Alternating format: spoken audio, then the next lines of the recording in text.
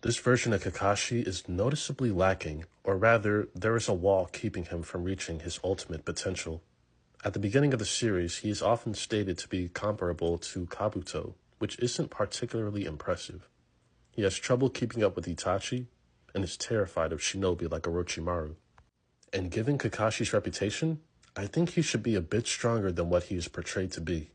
And perhaps if he never acquired the Sharingan, and ideally was trained by his father Sakumo Hatake, who was stated to be stronger than the Sannin around the period of the Second Shinobi World War, perhaps he would be.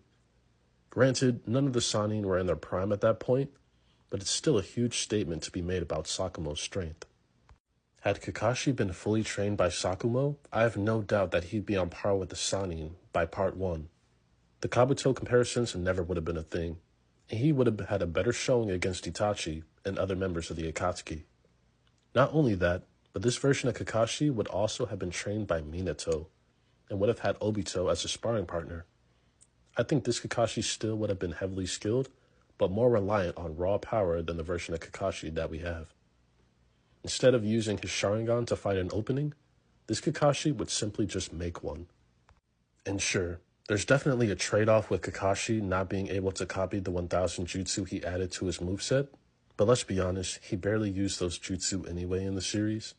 He also wouldn't have access to Kamui like he did in the original series, but here's the thing, he wouldn't even need it.